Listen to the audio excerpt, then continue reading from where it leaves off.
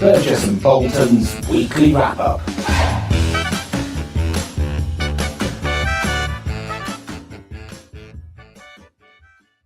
Hello, Ben.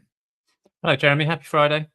Yes, happy Friday, and welcome everybody to this week's edition of Burgess and Bolton's weekly wrap-up, where we look at everything to do with the London market, technology change, innovation. This week, we're going to have a quick look at the delegated authority sector, and then we're going to look at some of the kind of shifts, I guess, in the insurance landscape that brokers, underwriters are going to have to deal with both now and in the future, given world events and technology development. So that should be good. We might just talk about the golf as well, Ben. Just as it's your sport, not mine, but I do like the Masters. The Masters in where is it? It's Georgia. Augusta, isn't it? Augusta, Georgia. Yeah. Yeah, that's it. It's the deep south. The deep south. Okay, let's kick off. So, in a couple of weeks' time is the Delegated Authority Strategy Day, where we kind of look at kind of two areas, I suppose. What is driving strategic change in the DA landscape, but then also how individual organizations are looking to enable their DA business and operating models. And ahead of that, as we always do for the event, we run a pre-event survey, and the results of that are in. So I thought, Ben, I'll just rattle through some of the kind of priorities that have come out of that, and then we can have a quick chat about them. So from the survey results, there's kind of 5 areas that stand out. Those being data, AI, operations, governance, and then kind of people, process, and culture. So just taking each one in turn. So data quality standards, bordereau is still kind of setting the pace or a real blocker when it comes to kind of change. So it's clearly the kind of number one constraint in the survey. Most of the respondents repeatedly come back to kind of data being inconsistent, fragmented, the lack of weak standards, of strong standards rather, and then that's having a kind of a direct impact on reporting, the ability to implement automation and oversight. So there's a couple of quotes there. So data quality and inconsistency are the biggest barriers to transformation in DA operations. And how does the market do away with bordereau? So clearly that's a key challenge we'll be covering. Second one, kind of linked, is AI. Interestingly, I think the shift here is from kind of the theory to the practice. So it's clear that people no longer want to talk about kind of the general hype about where we might be in 5 to 10 years' time. They really want to see how it is being practically deployed now to solve real business challenges. And some of the key themes around that come back to governance, trust, and it being fit for purpose, to solve those challenges. Then we come on to kind of operational change. So I think the problem here is that change has often been kind of focused around kind of individual fixes rather than having a look at the holistic operation and wherever you are in the value chain. And so that creates actually more problems, because as you fix one part of the chain, another element suddenly that, it's like squeezing the balloon, it pops up somewhere else and you need to have a manual workaround or something. So I think people are looking to move away from these kind of isolated process fixes into a kind of more holistic approach to drive better underwriting decisions, and that then they can effectively grow, because at the moment, as DA grows, the cost base grows at the same time. So it's kind of breaking that link between the operational cost base and and growth. Fourth one, so governance. So this comes through really strongly. So governance, onboarding, oversight. It's got to be proportional, but it's got to be efficient. So there is a concern, I think, that too much control can put in play unnecessary, I guess, friction. And so because there aren't any clear standards, and also with Lloyd's moving to a new kind of reporting system that's much more focused on underwriting, I think that's posing a few concerns about how just ensuring that growth, that potential growth, is seen through and is not kind of hindered by overburdensome regulation, especially if you take into account the other things around data and operational efficiency that we've just been covering.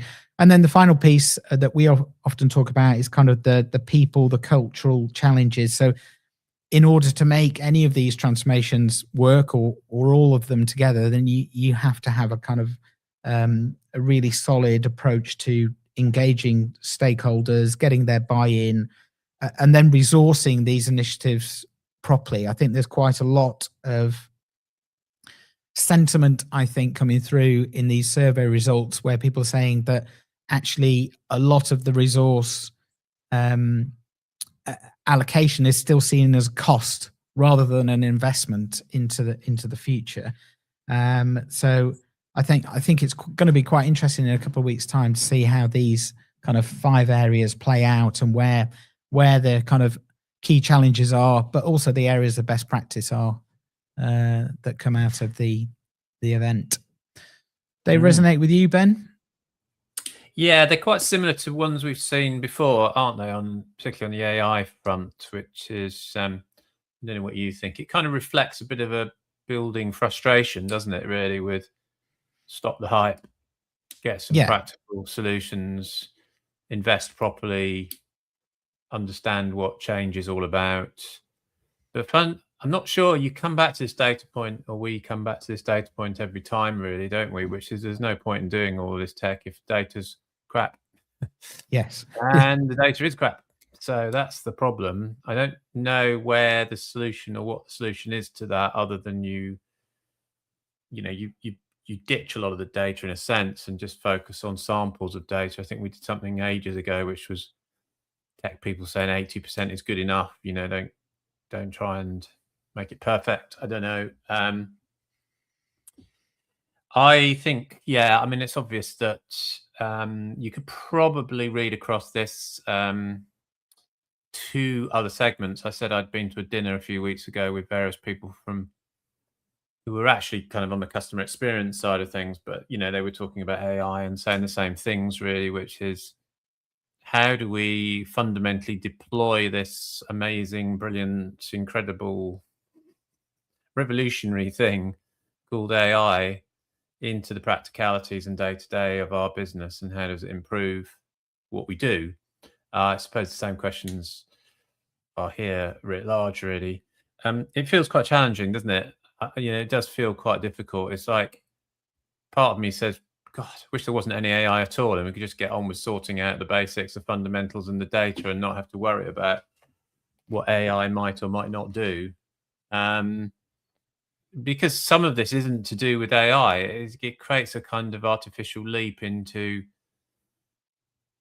the sort of technology that maybe is ahead of where we are with the basics and the data and so on and so forth.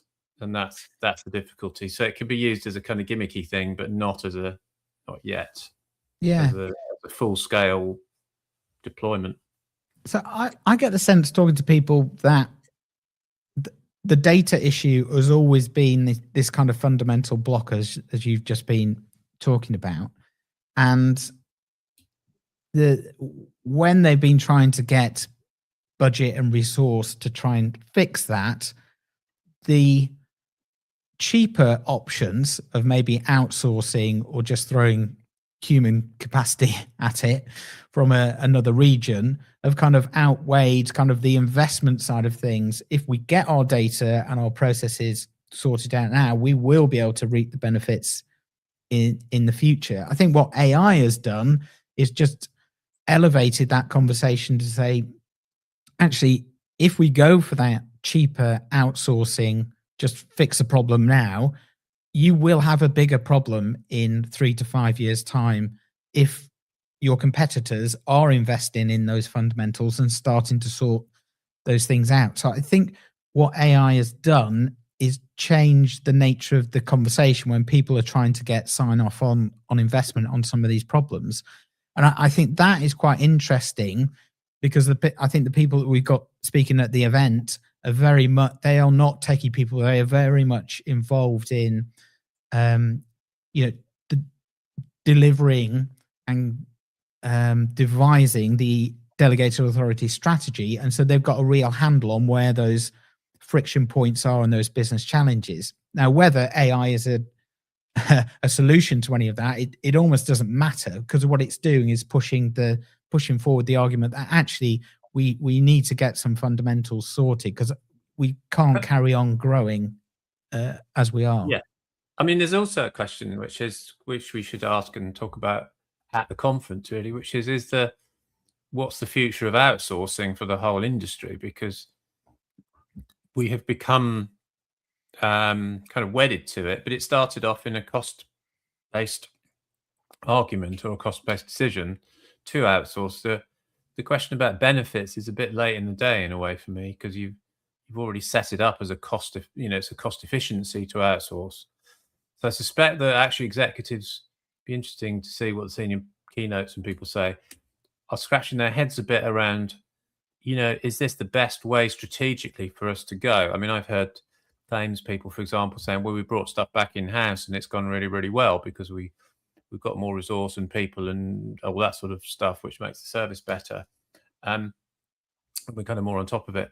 I don't think people know the answer to this, and I don't think anybody's got clear strategies. And I know that because I've spoken to big insurers about it, and I think they've gone along with the outsourcing argument to save cost, as indeed has the outsourcing businesses themselves. They are requiring various various kind of guarantees or as to how those organizations will work and be costed. So I think it's quite challenging strategically, because also AI suggests you could potentially bring it back in-house, I suppose. Yeah, I think so. And I think you can also layer onto that, as I just touched on when we were talking about the governance piece, that that is changing, that you will have to have better data in order to comply with the governance and oversight, whether that's within Lloyd's or in the company's market. So there are competing and also would you say combined drivers for change and investment in this area. So yeah, I mean, it's pretty exciting. I think that's true.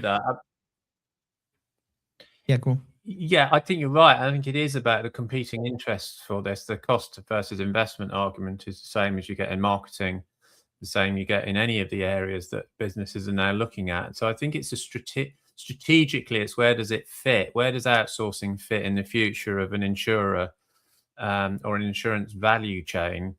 Is it simply about cost savings, or is it about benefits for customers and products and growth? And I think the jury's out on that. I don't think that people know whether there is. I think there's a sense that if you become more efficient in delegated or outsourcing, you do something which increases the cost efficiency, which is of course a really important issue. The industry has a cost problem, but as I think you said, you could end up with the worst of all worlds and have everything a bit rubbish. Internally a bit rubbish, outsourced a bit rubbish, AI not really working over the top, and blockers on growth because you want to develop new different products and those need to be administered. Because we're really only talking a lot here about administration, just basic administration systems so that people can sell a product and deliver it. Yeah. So it is interesting. I think it's interesting to hear that people saying there's these kind of people transformational things as well, and I can see perhaps some of them, but equally I sort of think, how much is it people, or how much is it really just sorting out the fact you get a bordereau, or you get the equivalent of a bordereau or data back on time to say what has been bound and underwritten in the outsourced operation? It's not complicated, is it, really? No.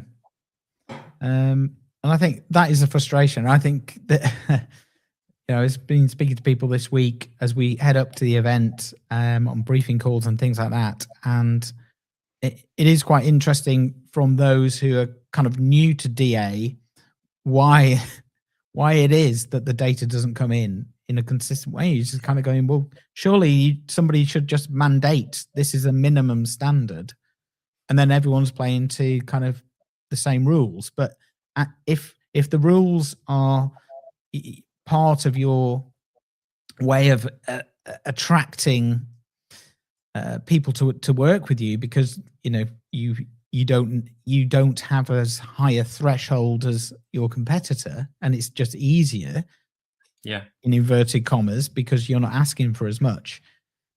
But later that just poses a whole bunch of problems later down the track when you're going, what am I on the hook for here? Yeah, exactly. Yeah, interesting. So really looking forward to the conference and discussion. You're going to be there, Ben? I am going to be there. I'll ask some of the questions. Yeah. Okay, good. Look forward to that. Look forward to seeing you there if you're coming along. Okay, let's move on to some kind of big issues, I suppose, and the implications and impact of insurance on them. And we've had some big issues this week. Ben, where do you want to start? Artemis? Yeah. So these are all really the same thing, and they do link back to this discussion of outsourcing and strategy for the industry, but they also tell you a lot about the issues over data and why you have a kind of constantly moving feast of things in insurance.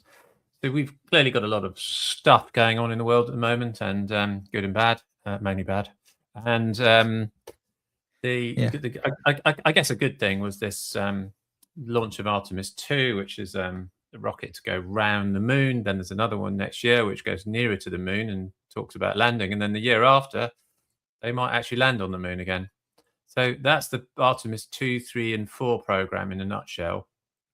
Now, what's interesting about this is that while we haven't been doing this stuff for a long time, certainly at a governmental level, the space industry is facing quite a lot of challenges in insurance terms, because now these rockets are not really built by the state or the government. They're built by a huge range, a bit like cars, like a huge range of different private contractors. And so underwriting in this space does create a real kind of challenge, and liability is the big issue. So who's liable for something if it goes, badly wrong, or some tiny little thing causes it to explode, and so on and so forth. So now the other thing, we're back to data here. The underwriters really have very limited data as well, because there haven't been that many rocket launches like this, and they haven't got any loss history really, which you kind of think is a bit weird, because a rocket is such a visible, tangible thing when it goes up, and it's recorded and it's photographed and it's all, you'd think, well, why haven't they got? But there hasn't been much of it, so the data is quite weak really, and the scale is large, so the potential loss is huge, and the data is quite weak. So this is one area where they are sort of having to reword and amend all sorts of things, and look at the data side of things. So that's kind of the first one, which is space, as it changes. So you see these things happening in the world, and the question is, how fast can the industry respond to insure things fundamentally? then we've got a couple of other examples. So Yeah, Kanye so this West. wireless festival, so Kanye West has been barred from entering the country. That's not new. And there is potentially, as it says here, well, this isn't an insurance headline, but this is the refundable loss, potentially around 30 million. So a big loss in contingency terms, I think, on this risk. Now, why is this different? Because there's been people banned before and things. Well, you're kind of getting now into a grey area between where politics and reputational risk come in. So policies contain wordings around withdrawal of government license or permission. But that's tricky now because the government here kind of stepped in and they kind of knew about Kanye West's problems, mental health problems, and things he said and so on. And the question that they raise here is about foreseeability. Could the organisers have seen this? And in that case, the insurers might claim that they knew about this and they should, and it's not really a loss that's insurable in that sense. And they therefore are sort of having to again think about amends and rewordings and a change of it's just a kind of change of both the political scene, I suppose, transparency that you get through social media, so on and so forth. That means that underwriters have to kind of review what these artist-specific risks are. So, do you kind of pin it to? Do you have to kind of prove things about these people before you prove what you knew or didn't know before you get the policy? In a sense, that.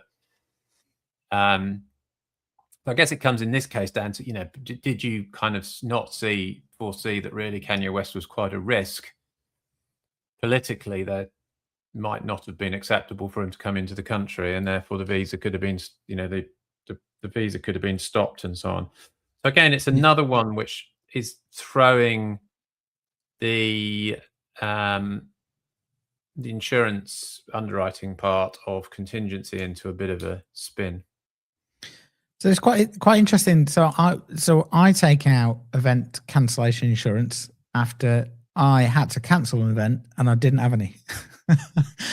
And that was quite challenging. But anyway, the point now is that we take out this cancellation insurance, and obviously ours aren't up to 30 million. I wish they were, but it's quite opaque exactly what you're covered for, because there's all sorts of reasons why an event might be cancelled. And so, for example, the one that we had, there was a train strike that was on that day, which actually meant technically we could have run the event. We wouldn't have had any attendees because no one could get to London. So you're kind of going, well, where do we sit? And when we asked about, when we were taking out the policies and we ran the scenario past them of what we just experienced, they were saying, yeah, you've probably got a pretty good case to put forward in a claim. I was going, okay, right, okay, fine. So it's, none of these things are kind of set in kind of stone at all. There aren't any, it's not like parametric where you hit a threshold and then suddenly it kicks in. It seems to me that, you put a claim in and you hope. But that, okay. That's interesting. I mean, and I think that does, it seems to me that is a bit daft, doesn't it? Because if there's a train strike and it's a provable train strike, I appreciate that they might say, well, of course, if it's just, a very limited strike and so on, that we might not cover it. But if there's a, however they were, they describe it, any kind of sort of significant train strike that means people don't turn up, which you can prove, you, seems to me, should get paid out on that. That seems to me straightforward, really. And as long as they can say, well, yes, it was a widespread train strike, and that's where people came into your central London location. That's kind of de facto triggers the loss, and it's refundable. So I don't understand why you get a vague answer on that. I mean, someone on insurance should answer this. Well, other than we might want to wriggle out of it, which is what people would rightly say, it sounds like. Yeah, it's just quite difficult to get a decisive answer. So I think, for example, there was, I think we got a future event coming up, and I can't remember exactly, but we went back to the broker to ask the question, said, look, if this happened and we had to cancel the event because of, I can't remember the circumstances, X, Y, and Z, they said, well, you'll just have to put a claim in and then we'll decide. I mean, that's the problem, right? So what I was going to say earlier on, and I think we've got to work this out, because the fundamental issue is really that nobody knows what will happen in the future or exactly the scenarios for these claims. So when we say our data's bad, what we're also partly saying, I think, is our data's bad and it doesn't allow us to predict the future perfectly. And that's ridiculous, because we're never going to be able to do that. The data's never going to be good enough to do that. So in these circumstances, you just have to have something that gives you some kind of certainty or of the thing actually working, rather than just put the claim in and see what happens. That's not really what you buy most products. The promise of the product should be there. It should be clear. And I think this is something the industry has to get on, really, and get into. And you could play it a different way, as to say, okay, can you go and say, right, okay, I've read your wordings and it needs to say this and this and this, and you do some work yourself to make sure you feel adequately covered. That's another way to do it, is the customer actually says, this is me and this is it, and there's a one paragraph clause that says, train strikes particularly are covered, and that's it, and you feel comfortable with that. And maybe that's the way to do it. I don't know. I'm not an insurance expert, but it seems to me we're in the land of the thing where you don't know and you feel that the industry is not supporting you fully, and it will wriggle out of things if it deems at that time that doesn't fancy paying. Yeah, that's my impression. Anyway, it only costs us thousands of pounds a year. The only impression you can get from someone saying, just ring up and pay the claim, I mean, that's a terrible answer from a broker. I think a broker should I think any broking association that I know would say that's a pretty rubbish answer from a broker, and broking firms would say that. But that's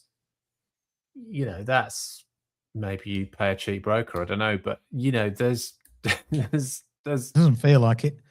No, but I'm saying that that's where we want that expertise, and someone to say, that's fine, yeah, I'll put my professionalism on the line here and say, you'll get paid and I'll help you get paid. Yeah. And then you're in. Yes. Anyway, yeah, I think it is interesting. Yeah. The third one is the Tinder litigation. So this is another one which is causing some issues. So the Match Group, which owns Tinder, the dating app. So this is a broker one as well, and it links to what we just said. So there was a big battle with Beazley for this group Match, just because they had a litigation claim about some part of their software that they use on the like front, the thing that does multiple likes. I don't use Tinder, obviously, but someone claimed that they'd invented the software. Match had nicked it, not giving them any compensation, put in a claim against them with a writ or whatever it is in America, and the claim then ran out. So in other words, there's a period that is noted in the policy that says it's a 60-day period, and after that period it doesn't count. It was pretty clear, and that's a clear thing in the wording. And so this big case kind of went through against Beazley, saying Beazley should have just paid it, and Beazley said, well, it was out of the grace period that we gave, or the policy period. And the court found in their favour in the US and said that's right, it was outside, and it's therefore wasn't submitted in time. And it turns out that now that the match is going to sue Marsh because the broker didn't put this in. Now, this is a Friday evening, Monday morning story, because if they put it in on Friday evening, it would have been accepted and the claim would have been paid, had to have been paid. And because they didn't, and they did it Monday morning, it got into this hot water, which they're in now. And it's a $4 or $5 million claim. I mean, it's not the biggest claim in the world, but it's a suit point that they wouldn't have expected. Yeah. And what it's, what the article says here rightly is this is an E&O typical issue now that brokers need to really check the wordings and have a look at things and be on top of the job. And clearly, well, allegedly, this broker was not on top of the job and didn't do it or didn't bother to send it in and just assumed that it would just be fine. So there's a professionalism argument there, a lack of professionalism argument. But these small gaps, that brokers need to be on top of are becoming more and more important.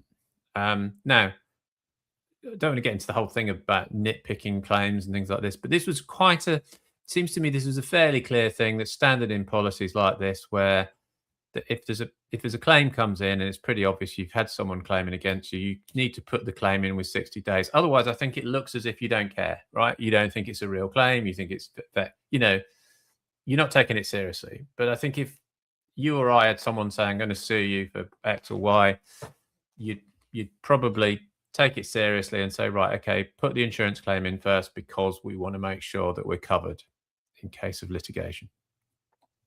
Yeah. So the backstory, I think the reading between the lines here is that the broker just didn't see it as important, really, or potentially didn't send it in late. Basically said, well, we're not paying it because it's in late, and courts have ruled on that. Now, I think this kind of starts to get into the territory of who does what in these claims, which we were just talking about. Who's got responsibility for giving you the right information and doing the right thing at the right time on these policies? And that as we kind of move much more towards a customer-based world, I think this is going to become more and more important, because just like your example, Jeremy, you needed some information and some advice, essentially, that was kind of sensible as to whether to take this policy out. I think you didn't get proper advice. I think you just got you got brushed off, just pay the policy, I'll get my commission and see if it claims. You probably won't get a claim anyway type thing is not good enough. The policy is supposed to be there for the eventuality of your worst day. And so I think, again, we've got this change in attitude, and the industry needs to sort of tighten up, be more responsive, get on top of this stuff, not create all this kind of mess all the time, and I think that's where we've got to go. Yeah. I think it's all got to be tightened up. It's all got to be much clearer as to what this product is that you're buying and it's going to deliver.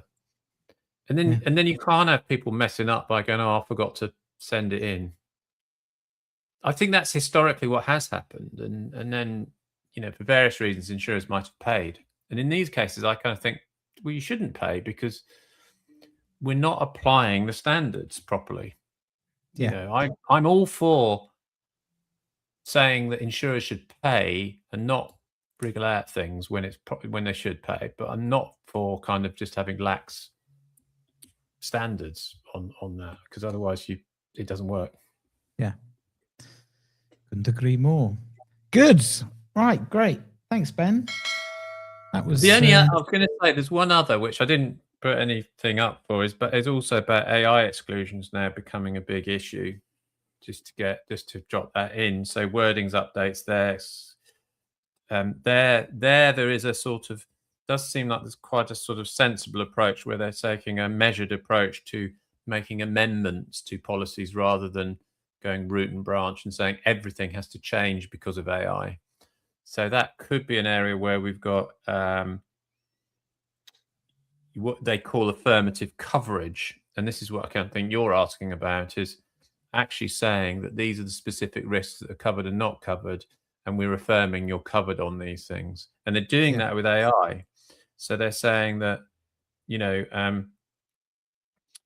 if there are a particular type of risks like data poisoning or something like that, those are definitely covered in this policy now. So those are proactive, affirmative coverage points. Now, I think that's a great idea, and they should be in everywhere. That seems to me to be a sensible approach. Definitely. It's quite interesting. A conversation I had one of the breakfast briefings last month, where they were saying I can't remember who it is, and I don't want to get anyone in trouble. Basically, they said it was either a reinsurer or an insurer talking to a broker or whatever it was. But someone in the value chain said, look, you can't use any of the data that we're giving you. You can't use AI on it at all. That's just our policy. And they was just like going, but AI is now, it's built into computer chips. It's not just a software or a tool, it's becoming ingrained in the way. So to have that as a policy, just you can't use it at all. It's just madness. But this is the battle, you see, because if you treat these as just legal documents and that's it, if you take the lawyery approach, then everything is possible and you might as well not even bother. The same thing happened with GDPR, still does, which is like GDPR is a very basic bit of thing to say you act responsibly with your data and you just classify who you are, whether you're a controller or a processor and all that sort of stuff. It's fairly simple, straightforward legislation. But, oh my God, once it's got into the hands of lawyers, particularly in-house lawyers, they literally in my world, they tell people, you can't send one bit of data to Grace Church because of X, and you go, well, that's not true. That's not legally what it says. And that's not, half the stuff here is not even personal data. And I'm not saying this happens all the time, because there are some good, sensible people out there as well, luckily. But there does need to be this kind of, which I think is what people are saying about DA as well, is this sort of, we need a measured approach. We need a proper, considered, practical approach to this, not just let the lawyers run in and the compliance people run in and say, right, nothing can move until we say so, because otherwise you finish the whole business off. There's no commerciality. There's nothing you can do. Yeah. And I think that's a big problem, potentially with AI, because it could just become, kind of ludicrous, really. Yeah, definitely. Excellent. Right. Let's wrap things up then. What are you doing this weekend? I assume you're going to be watching some golf in the evenings. I have got the big screen up. It's great. I'm really enjoying it. I watched the first round last night, the Masters. Pretty exciting. Who have you got your money on? Funny enough, well, if I was, obviously McIlroy is now in the lead, and that he won it last year from being nowhere near in the lead on the first round, and now golf's a difficult thing, because to win a golf tournament you have to beat 79 other players every time. So it doesn't matter how good you are, you're still always up against 79 other players, and I don't think there's another game like that. I mean, I think once you get through, if you go through a football tournament, you only have to beat half of them, or whatever you end up doing. Probably my stats are wrong on that, I imagine. But whatever, you don't have to beat many. You don't have to beat all the other teams, right? Yeah. Just meet the teams you meet. If you go into tennis, you get seeded and you only play half of them, and you're seeded so that you get through, anyway. So it's quite difficult no matter where you are. So the 4-day thing, and then is important. So anyway, to answer your question, I think that Justin of the UK I think Justin Rose has got a good chance, because I think he's a very measured, settled, calm kind of individual psychologically. I think he could have won it easily last year, but McIlroy pulled something amazing out of the bag. So that was the. I'm not into golf, but I did watch that final Sunday. And it was it was Rose's performance that made it so exciting, because he was the one that was in form and starting to get the points on the board, and when Rory was getting nervous as he was getting to the last holes, and then force that final. I think it's a playoff, is it? When they have to do one more hole. It's a playoff, yeah, 3 holes. So you're right. I think it was that. I think the money originally was on the Americans, on Scheffler, who's the world #1. He's just had a baby, or his wife's had a baby, so I don't know what that's done to him. But he doesn't seem, from what I saw last night, to be completely on form. And at the Masters, they mess around with the course, so they kind of day to day they know it so well. So they were saying last night that it is so meticulous in terms of how they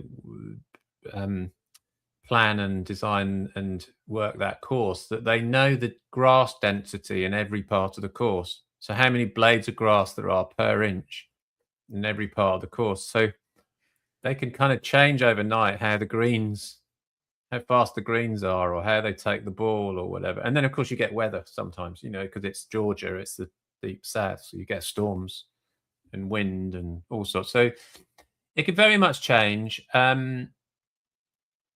There are a few Brits, though, definitely in contention, I think. Yeah, and will McIlroy win? He's got a. Do you want to know that because they have a dinner after it, Right? And Champions Dinner, it's called. And they only allow the champions in. It's very strict. There's no mobile phones on the course either. No one's allowed to have a mobile phone in that place. What? So none of the audience? No, nobody in the whole complex is allowed to have a mobile phone.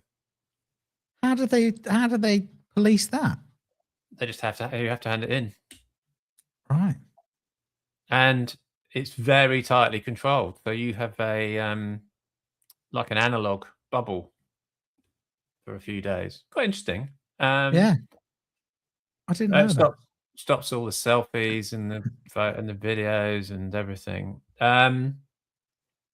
So he's having his dinner is peach and ricotta flatbread, rock shrimp tempura. These are the starters.